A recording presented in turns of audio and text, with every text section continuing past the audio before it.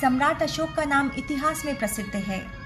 उनके पुत्र राजकुमार कुणाल बड़े नम्र और पितृभक्त थे। सम्राट अशोक की छोटी रानी का नाम तिष्यरक्षिता था। सम्राट अपनी छोटी रानी को बहुत चाहते थे, किंतु उसका चरित्र अच्छा नहीं था।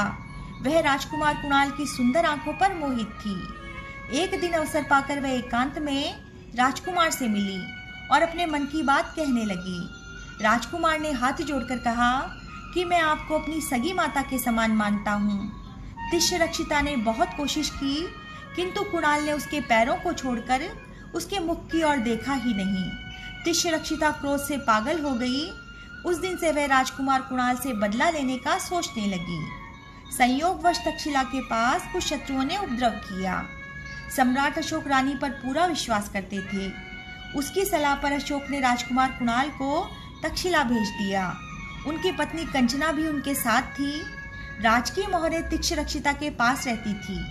राजकुमार के जाने के बाद तिष्यरक्षिता ने सेनापति के नाम एक पत्र लिखा और उस पर सम्राट की आज्ञा की मोहर लगा दी। वहां तक्षशिला में राजकुमार ने शत्रुओं को हरा दिया।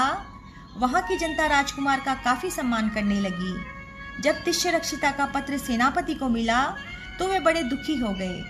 उसमें राजकुमार कुणाल की सुंदर आंखों को निकालने की राजा की आज्ञा थी। सेनापति ने कहा कि मैं इस आज्ञा का पालन नहीं कर सकता, पर राजकुमार कुणाल ने कहा कि आज्ञा चाहे जो भी हो, पर यह राजा की आज्ञा है और आपको और मुझे इस आज्ञा का पालन करना चाहिए। सेनापति ने बड़े दुखी होकर आज्ञा का पालन किया।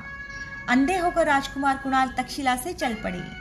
चक्रवर्ती सम्राट अशोक का पुत्र अपनी पतिव्रता पत्नी कंचना के साथ साधारण भिखारी की भांति गांव-गांव भटक रहा था।